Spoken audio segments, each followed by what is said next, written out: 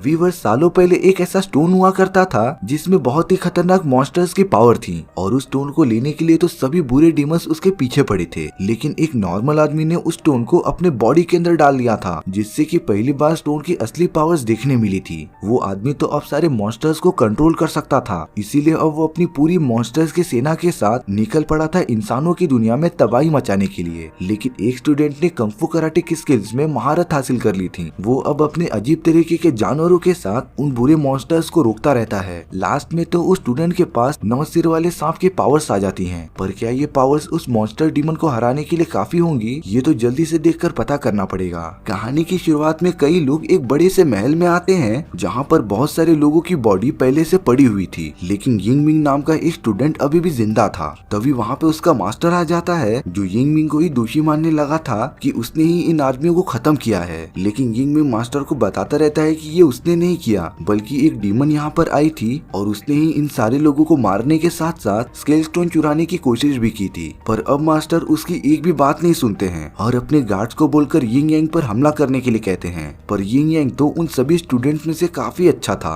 वो अपनी पावर्स का यूज करके उन सभी लोगों को दूर ढकेल देता है। उसके टेलीपोर्टेशन स्पेल के पढ़ने के बाद वो एकदम से गायब हो गया था। दरअसल वो स्केल स्टोन जिसे डीमंस चुराने आए थे, वो एक बहुत ही पावरफुल स्टोन था, जिसके अंदर इतनी काली शक्तियां थी ना कि अगर कोई डीमन उस स्टोन को अपने बॉडी में लगा ले तो वो सभी डीमंस में से काफी पावरफुल हो जाएगा। उसका यूज करके वो दूसरे डीमंस को कंट्रोल भी कर पाएगा, जिससे हमें पता चलता है कि ये स्केल स्टोन कितना खतरनाक हो सकता था। इसीलिए उसकी प्रोटेक्शन के लिए स्टोन को एक पैलेस के अंदर प्रोटेक्टिव वॉल में रखा जाता था। तभी वहाँ पर एक लड़की भागी भागी आती है जिसका नाम बेनी था और वो तो यिंग यांग की बचपन की दोस्त थी। पर जब बेनी को मास्टर से यिंग यांग के बारे में पता चलता है तब उसे भी लगने लगा था कि यिंग यांग एक अपराधी है। अब यहाँ कई साल बीत जाते हैं, तभी हमें एक घने जंगल में कुछ लोग जाते हुए दिखाई दे रहे थे। उन सभी के मास्टर का नाम बोया था और वो अपने राज्य की संपत्ति लेकर एक जगह से दूसरे जगह पर जा रहे थे। लेकिन उन्हें क्या पता था कि ये मॉन्स्टर्स का जंगल है। तभी उन सभी के ऊपर एक अजीब तरीके का क्रिएचर हमला कर देता है, जिसके तो एक नहीं, दो नहीं, तीन सिर थे। और अब वो लगातार मास्टर बोया और उसके लोगों पर हमला करने लगता है। बोया भी मैदान में उतर गए थे और वो उस क्रिएचर से लड़ाई करना स्टार्ट कर देते हैं। बोया ने तो उस क्रिएचर का एक सिर अपनी तलवार से काट दिया था,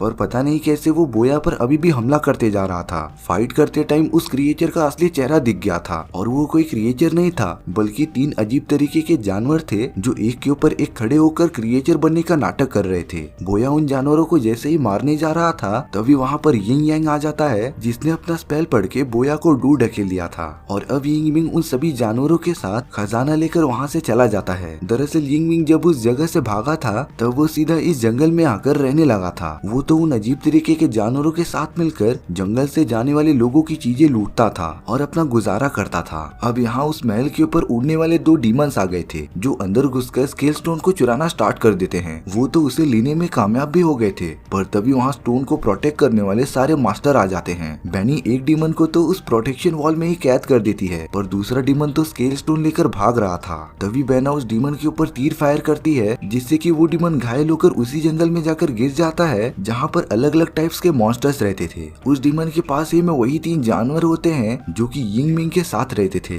अब वो तीनों डीमन के हाथ से गिरे हुए स्केल स्टोन को लेकर आपस में काफी झगड़ा करने लगते हैं। वो डीमन जैसे ही उस स्केल स्टोन को लेने जा रहा होता है तभी उसके ऊपर सारे मास्टर्स हमला कर देते हैं और उसे बहुत ज्यादा डैमेज देकर कैद कर लेते हैं। जब उनमें से एक मास्टर स्केल स्टोन को लेने जाता है तब वो तीनों जानवर स्केल स्टोन को लेकर भागने लगे थे। जब उस मास्टर ने उन्हें घेर लिया था तब उनमें से एक जानवर स्केल स्टोन को खा जाता है, जो अच्छी बात नहीं थी, पर उस मास्टर को बाकी जानवर मारकर बेहोश कर देते हैं। अब यहाँ हमें वो उड़ने वाला डीमन दिखाया जाता है जो कि स्नो क्वीन के लिए काम करता था। दरअसल स्नो क्वीन ऐसी डीमन थी जिसके पास स्नो को कंट्रोल करने की पावर्स थी, पर वो कैसे भी करके स्केल स्टोन को भी पाना चाहती थी, इसीलिए उसने अपने उड़ने वाले डीमंस को भेजा था। पर जब उसे पता चलता है कि वो डीमन स्केल स्टोन लाने में नाकामयाब हो गया था तब स्नो क्वीन अपनी पावर्स का यूज करके उस डीमन को एकदम से बर्फ में कन्वर्ट कर देती है। वहीं पर स्नो क्वीन का एक और क्रिएचर होता है जिसका सिर्फ एक हाथ ही जिंदा था। उस क्रिएचर की तो बाकी बॉडी थी ही नहीं और अब वो क्रिएचर स्नो क्वीन के कहने पर उस डीमन को जान से मार देता है। यहाँ दूसरी तरफ जब वो तीनों जानवर यिंग मिंग के पास पहुँचते हैं तब वो उससे बताते हैं कि उनके एक दोस्त ने कुछ खा लिया था जिससे उसकी हालत काफी खराब हो चुकी थी।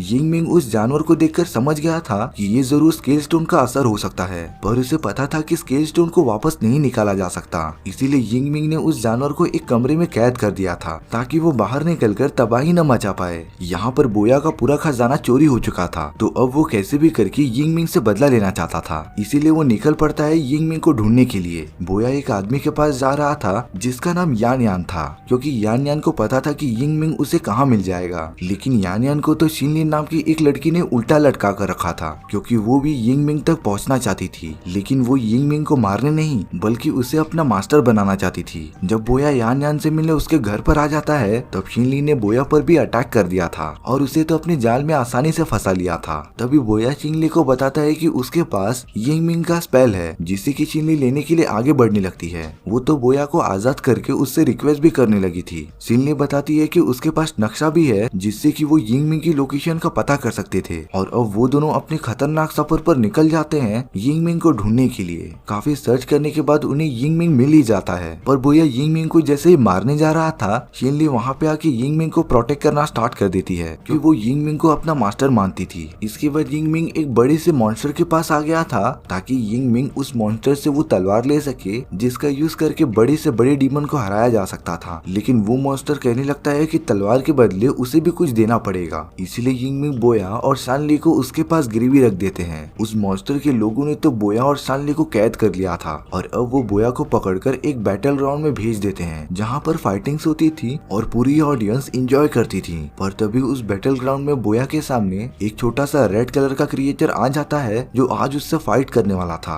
बोया को तो ये फाइट काफी इजी लग रही थी, इसीलिए वो उस रेड डिमन को भी मारना स्टार्ट कर देता है। पर बोया जैसे जैसे उस मॉन्स्टर को मारता जा रहा था उसकी बॉडी तो उतनी ही बड़ी होती जा रही थी, और अब वो रेड मॉन्स्टर इतना बड़ा हो गया था ना कि वो बोया को एक ही हाथ से पकड़कर संभाल ले रहा था। उन दोनों में तो बहुत ही खतरनाक फाइट चालू रहती है। तभी यिंग मिंग ने बोया की मदद करने के लिए अपना एक स्पेल भेजा था जो उस मॉन्स्टर के पैर के नीचे आ जाता है। इसके बाद तो वो मॉन्स्टर वापस अपने ओरिजिनल फॉर्म में आते जा रहा था, और अब बोया के पास चांस था कि वो मॉन्स्टर को खत्म कर दे। लेकिन उस छोटे से मॉन्स्टर की प्यारी प्यारी आंखें देखकर बोया उसे जान से नहीं मारता। यहाँ पर यिंग मिंग को वो पावरफुल तलवार मिल गई थी, लेकिन तभी उसके ऊपर बीना और उसके साथी हमला कर देते हैं, क्योंकि वो कैसे भी करके यिंग मिंग को पकड़ना चाहते थे। पर यिंग मिंग था चालाक, वो अपने इल्यूजन के पावर का यूज करता है और बेना को उसमें ही उलझा देता है। लेकिन तभी गलती से यिंग मिंग के पास से वो तलवार नीचे गिर जाती है और सीधा बोया के पास पहुंच जाती है जहाँ पर सारे डीमंस ने उन्हें घेर लिया था। बोया तो वो जादुई तलवार उठाकर उन सभी डीमंस के ऊपर पॉइंट कर देता है। अब उस जगह पे यिंग मिंग भी आ चुका था, तो वो एक एक करके सभी डीमंस पर हमला करना स्टार्ट कर देता है। लेकिन वो डीमंस भी कम नहीं थे। वो जब उन सभी पर पलटवार करते हैं तब बेनी वहाँ आकर अपना प्रोटेक्शन स्पेल यूज करती है, लेकिन इसमें वो काफी घायल हो चुकी थी, और ये देखकर यिंग मिंग को बहुत ही ज्यादा गुस्सा आता है। इसीलिए वो सभी डीमंस को एक ही बार में दूर ढकेल देता है और अपनी टेलीपोर्टेशन पावर का यूज करके सभी को लेकर एक सेफ जगह पर आ जाता है।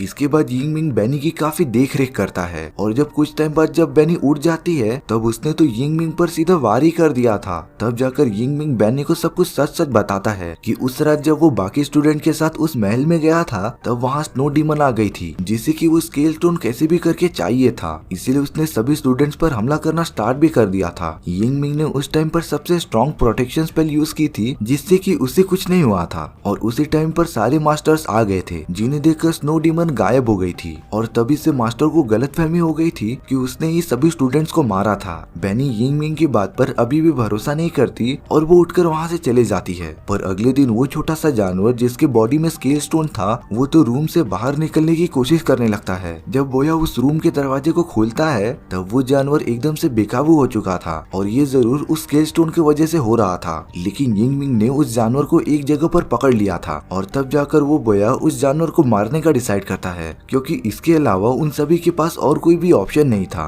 उस जानवर की पूरी बॉडी एकदम से नष्ट हो गई थी, और उस स्केल स्टोन को बेनी ने वापस ले लिया था ताकि वो इस पावरफुल स्टोन को अपने असली जगह पर पहुंचा सके। बेनी तो उस स्टोन को लेकर अपने मास्टर्स के पास आ गई थी, और वो तो उन्हें स्टोन वापस भी लौटा देती है। पर तभी देखते ही देखते वहाँ के सारे मास्टर्स स्नो में कन्वर्ट हो जाते हैं, यानी कि अब वहाँ पर स्नो डीमन आ गई थी। बेनी और कुछ मास्टर्स बच गए थे। अब तो स्नो क्वीन ने बेना के सभी मास्टर्स को मार दिया था, और अब वो बेना से वो स्केल स्टोन लेने की कोशिश करती है। लेकिन तभी वहाँ सही टाइम पर यिंग मिंग आ जाता है जो स्नो क्वीन से लगातार फाइट करते जा रहा था। उन दोनों के बीच तो काफी देर तक फाइट चालू रहती है। उनमें से तो कभी यिंग मिंग भारी पड़ रहा था तो कभी स्नो क्वीन। लेकिन अब यिंग मिंग के पास उसकी सबसे पावरफुल तलवार थी जिसका यूज करके उसने स्नो क्वीन को मार दिया था। वहीं बेनी को स्नो क्वीन के एक छोटे से क्रिएचर ने पकड़ लिया था जिसका सिर्फ एक हाथ था। उसने तो बेनी का गला दबाकर उसे मार दिया था और अब उस डीमन का पूरा शरीर दिखाया जाता है जो कि स्नो क्वीन के मरने की वजह से आजाद हो गया था। उस डीमन का नाम लॉर्ड सामू होता है जिसके पास अब वो पावरफुल स्टोन था। सामू ने तो वो स्टोन अपने बॉडी के अंदर डाल दिया था जिसकी वजह से उसके पूरे बॉडी में चेंजेस आना स्टार्ट हो जाते हैं। इसके बाद सामू के पास बहुत सारी काली शक्तियों की पावर थी। उसने अपने कटे हुए हाथ को एक बहुत बड़े स्पाइडर में कन्वर्ट कर दिया था जो कि काफी भयानक लग रहा था और अब लॉर्ड सामू उसके ऊपर बैठकर मॉन्स्टर्स की बस्तियों में चला जाता है। लॉर्ड सामू उस स्टोन की पावर का यूज करके उन सभी मॉन्स्टर्स के माइंड को मैनिपुलेट करता रहता है और उन्हें अपनी तरफ कर लेता है। यहाँ दूसरी तरफ यिंग मिंग के सारे साथी एकजुट हो गए थे और वो सब साथ में डिसाइड करते हैं कि वो सब मिलकर लॉर्ड सामू की सेना के साथ लड़ाई करेंगे। और यिंग मिंग ने आज तक उन सभी जानवरों को इसीलिए ट्रेनिंग दी थी ताकि वो सब एक दिन मिलकर बुराई के खिलाफ लड़ाई कर सकें। और अब लॉर्ड सामू की पूरी सेना इंसानों की दुनिया में तबाही मचाने के लिए जा रही थी, पर तभी उन्हें यिंग मिंग के सारे साथी रोक लेते हैं और दूसरी तरफ से उन मॉन्स्टर्स को रोकने की स्ट्रेटजी बनाते हैं। और अब हमें अच्छाई और बुराई के बीच एक जबरदस्त फाइट दिखाई जाती है जिसमें कि यिंग मिंग के साथी उन टेक्निक्स का यूज कर रहे थे जो कि उन्हें यिंग मिंग ने सिखाया था। उन सभी में फाइट चालू ही रहती है, तभी लॉर्ड सामू अपने बड़े से स्पाइडर के ऊपर बैठकर वहाँ पर आ जाता है। सभी लोग ये देखकर एकदम से रुक गए थे क्योंकि लॉर्ड सामू ने यिंग मिंग को एकदम से हरा दिया था और अब सामू ने यिंग मिंग को एकदम से मार दिया था और नीचे खाई में फेंक दिया था। यिंग मिंग के साथी ये देखकर काफी दुखी हो जाते हैं, पर बोया को पता था कि इसके बाद की लड़ाई उन्हें खुद ही मिलकर लड़नी पड़ेगी, इसीलिए बोया बिना कुछ सोचे उन डीमन से लड़ने चला जाता है। यहाँ पर तो यिंग मिंग को कुछ विजन्स आने लगते हैं जिसमें उसे एक बहुत बड़ा सांप मैनिपुलेट कर रहा था। दरअसल ये बड़ा सा सांप बुराई के तरफ था जो यिंग मिंग को अपनी तरफ लाने के लिए उससे बातें कर रहा था। उस डिमोनिक सांप के तो पूरे 9 सिर थे, लेकिन यिंग मिंग उसके जाल में नहीं फंसता और अब यिंग मिंग वो स्पेल पढ़ना स्टार्ट कर देता है जिसकी उसने सालों से प्रैक्टिस की थी और तब वो उस बड़े से सांप को अपने बॉडी के अंदर एब्जॉर्ब कर लेता है। यहाँ दूसरी तरफ लॉर्ड सामू की सेना पूरी तरीके से बोया और बाकी सभी पर भारी पड़ रही थी, पर तभी लॉर्ड सामू महसूस करता है कि उसके तरफ एक बहुत ही पावरफुल चीज आ रही है और वो और कोई नहीं बल्कि यिंग मिंग था। उसने तो लॉर्ड सामू पर लगातार वार करना स्टार्ट भी कर दिया था। यिंग मिंग ने जब से उस सांप को अपने बॉडी के अंदर एब्जॉर्ब किया था उसी टाइम से ही यिंग मिंग के पास अनलिमिटेड पावर्स आ गई थी जिसका यूज करके वो लॉर्ड सामू को काफी ज्यादा मारता रहता है। और अब यिंग मिंग ने उसके बॉडी से वो पावरफुल स्टोन निकाल लिया था जिससे कि अब लॉर्ड सामू की सारी पावर्स खत्म हो गई थी और वो तो एकदम से राख में कन्वर्ट हो गया था और पूरी तरीके से डिस्ट्रॉय हो गया था। सभी लोग यिंग मिंग के इस रूप को देखकर काफी शॉक हो गए थे, लेकिन अब यिंग मिंग ने उस पावरफुल स्टोन को एकदम से डिस्ट्रॉय कर दिया था जिससे कि वो सारे मॉन्स्टर्स और डीमंस जिन्हें लॉर्ड सामू ने मैनिपुलेट किया था वो पूरी तरीके से नॉर्मल हो जाते हैं और अब सब कुछ पूरी तरीके से ठीक हो गया था। इसी के साथ हमारी ये स्टोरी यहीं पर खत्म हो जाती है। व्यूअर्स, आपको ये स्टोरी कैसी लगी प्लीज कमेंट सेक्शन में बता दो और अगर आपको मेरा एक्सप्लेनेशन 1% भी अच्छा लगा होगा ना तो वीडियो को लाइक एंड चैनल को सब्सक्राइब जरूर कर देना, क्योंकि सच में इससे मुझे काफी ज्यादा मोटिवेशन मिलता है आपके लिए इसी तरीके की मजेदार स्टोरीज लाने के लिए। तो मिलते हैं नेक्स्ट वीडियो में, सी या।